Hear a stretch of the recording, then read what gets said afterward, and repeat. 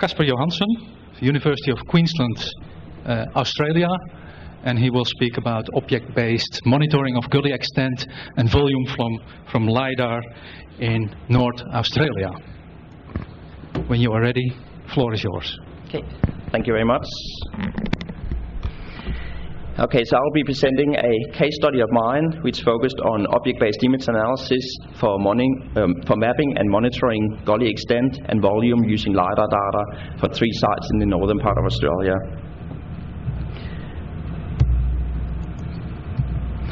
So just a brief outline to get started. First I'll just define what is a gully and why is it actually important to map gullies.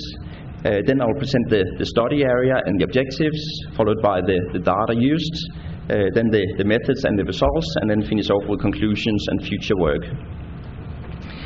Okay, so gullies, they can be defined as erosive features. They're generally characterized as incisions in the landscape caused by concentrated flows. There are quite a few different definitions going around. One definition commonly used in Australia is that gullies needs to be more than 30 centimeters deep, and they can't be of any more than a third stream order. So the causes of gully development is often linked to removal of vegetation or to grazing and soil compaction, often caused by cattle. Often concentrated runoff, especially along rills in the landscape, can cause gully erosion, especially on erosive soil types such as alluvial soils. So gullies can obviously have major impacts in some areas. First of all, they cause erosion, which leads to landscape degradation. But because a lot of the gullies are linked directly to waterways, creeks and rivers, they can cause sedimentation and reduce water quality in the waterways.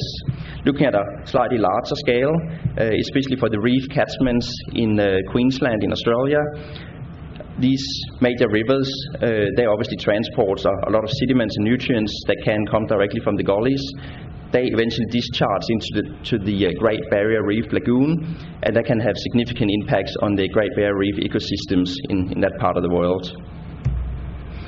So the objective of this study was to use object-based image analysis to map and monitor gully extent and volume from multi-temporal LiDAR data or LiDAR-derived digital terrain models and terrain slope. So the focus area was located in the northern part of the Fitzroy catchment, which is also a reef catchment in Queensland on the east coast of Australia. I had 3 focus sites where LiDAR data was captured in 2007 and also in 2010. So this is just a screenshot here of the first site. So each site were covered by LiDAR data covering approximately 4 square kilometers, here outlined in yellow.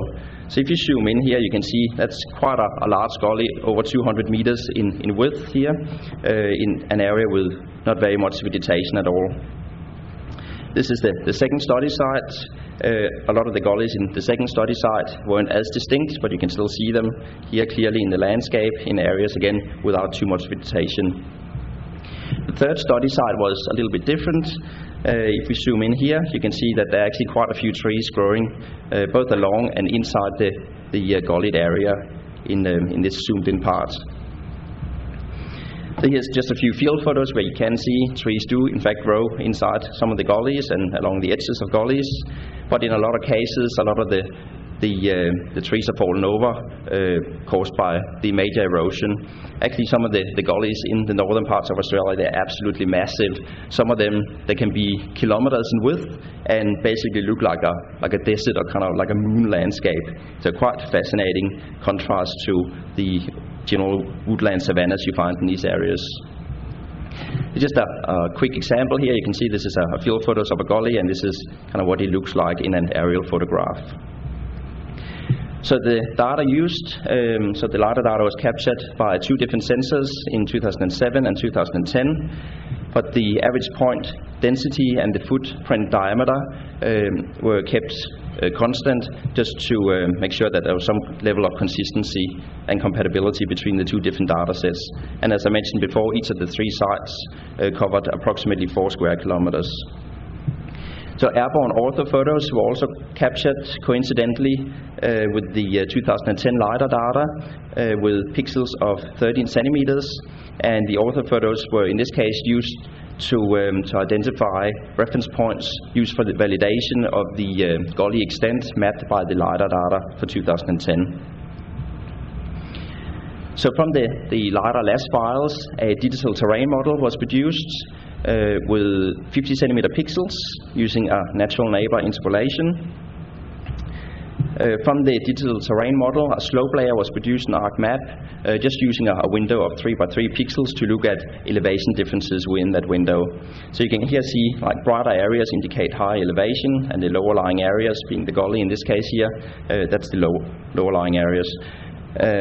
This is the slope map, so you can see again areas that's quite bright, that indicates really steep slopes, whereas the darker areas, that's pretty much flat land. Okay, so eCognition Developer 8 was used for the object-based image analysis. Just as I mentioned before, when I was talking about the definition of gullies, the definition used in this case was that gullies can't be any more than a third order stream. So any kind of fourth order stream or above, they were initially classified into stream bed and riparian zones, just to avoid that these areas and stream banks were incorrectly classified as gullies. And that was done using an existing rule set. So I won't go into details about that rule set because I presented the results 2 years ago at the previous Geobria conference about how that was done. Okay, so initially a minimum maximum filter was used in eCognition by looking at the brightest and the darkest DTM values within a window of 5 by 5 pixels. So that created an additional layer, which is the one you can see here. So based on that layer, combined with a multi-threshold segmentation, I initially classified the very distinct gully edges, which you can see here in this image. In the next step, I then looked at some less distinct edges, again using the multi-threshold segmentation, but with a somewhat lower threshold. So while that did add some parts of the edges of the gullies, it also added some incorrect objects that were not parts of the gullies because of sloping land, as you can see here. So in the next step, I got rid of those objects simply just by saying if indistinct edges were having a relative border of less than 10% to the distinct edges, they were unclassified. Okay, so just quickly going back here, so you can see that's obviously identifying the edges of the gully, but we still have the actual gully floor remaining here to be mapped. So the initial stage to do that, I used the pixel-based object resizing algorithm just to create a buffer that included the gully floor as well. But because it was a buffer for the actual gully edges, it also included the external areas here that were not part of the actual gully. So the next few steps then focused on getting rid of those external parts of the buffer. So that was initially done by first segmenting these buffer objects, and then any kind of objects any kind of object that was bordering unclassified objects were then also unclassified. So that took care of most of those objects along the external edges of the gullies, as you can see, but there are still a few remaining here, over here, and down here. So just to get rid of the last remaining objects on the outside of the gully, I used a few different criteria. So first of all, again, the buffer objects had to have a relative border to unclassified objects, and also be less or have a less than a 70% relative border to gully edge object to be unclassified. And what they also had to be was that they had to have a lower elevation than the actual gully edge, which is quite a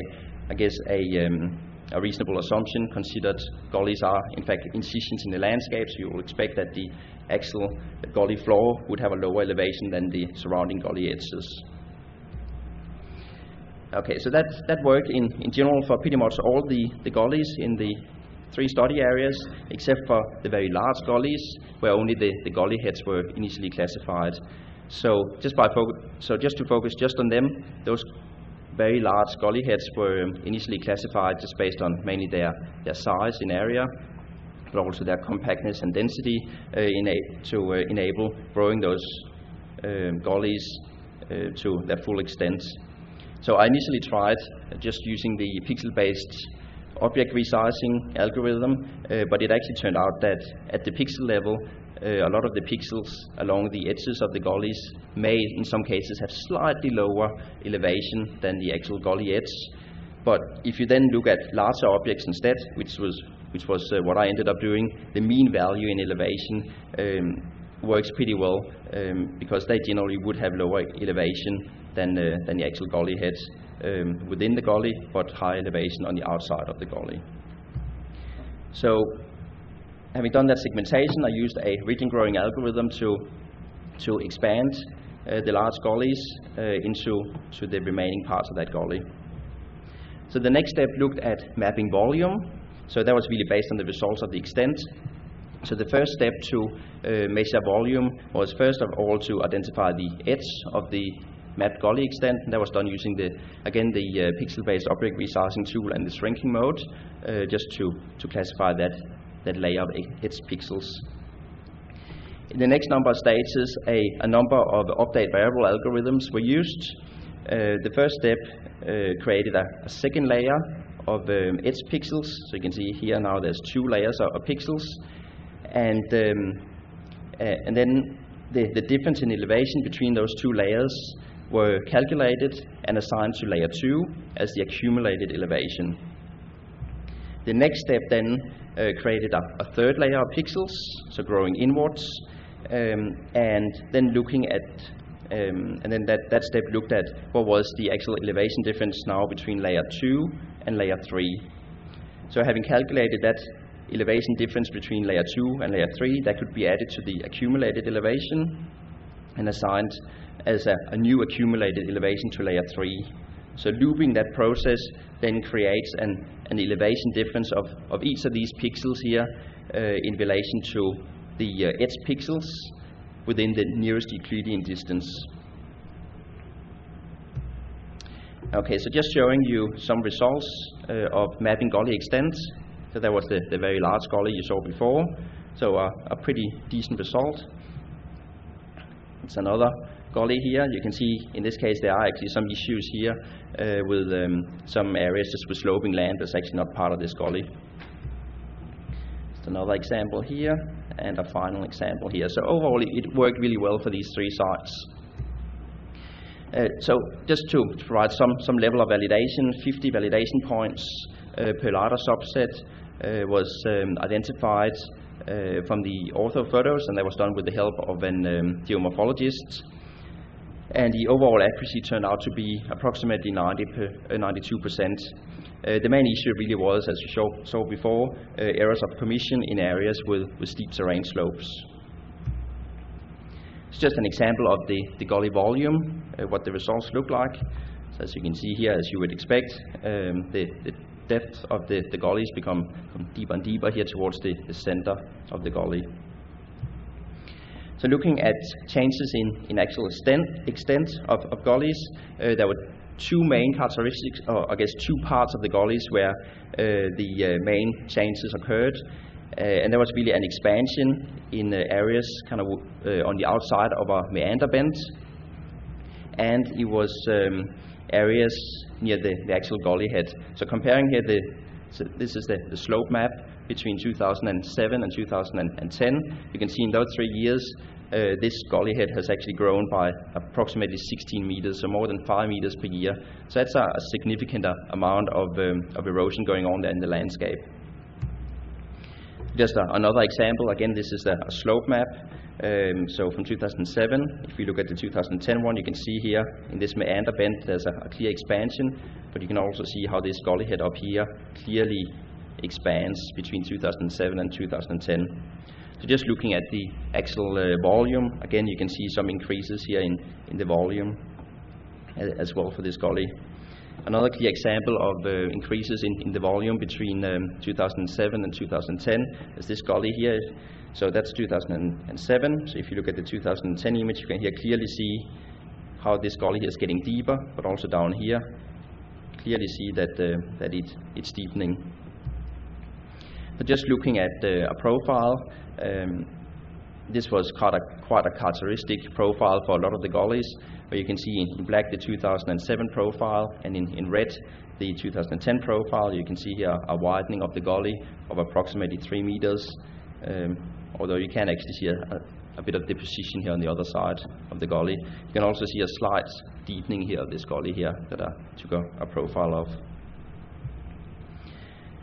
So just looking at changes in extent and gully depths, you can see for site 1, they really had a lot deeper gullies than the other 2 sites. So if we just look at, for example, site 1, you'll notice that for gully depths between 1 meter and 6 meters, there's quite a significant increase in the extent of those gullies. So just in general, the average soil loss over this 3-year period was 0.3 cubic meters per square meter. In other words, for all of those areas mapped as gully extent, approximately 30 centimeters of soil was removed within that 3-year period of time. Okay, so just in conclusion, so ecognition could be used successfully to map and monitor gully extent and volume in conjunction with the LiDAR data and also achieving high mapping accuracies. The rule set that was developed could be applied to all 3 transects. The gully extent and volume increased also for all 3 sites between 2007 and 2010. And finally, the LiDAR-derived maps of gully extent and volume were deemed suitable for calibration and validation of larger catchment-scale gully mapping. So just some future work that's coming up is really to use Spot 5 imagery and other ancillary data to model the probability of streams being associated with adjacent gullies, and then using the LiDAR-derived results, which I've shown here, for calibration and validation purposes of that modeling approach. So just to finish off here, I would like to acknowledge the Queensland Department of Environment and Resource Management for provision of the LiDAR data and also some help with the pre-processing of the LiDAR data. Thank you very much. Thank you, Kasper.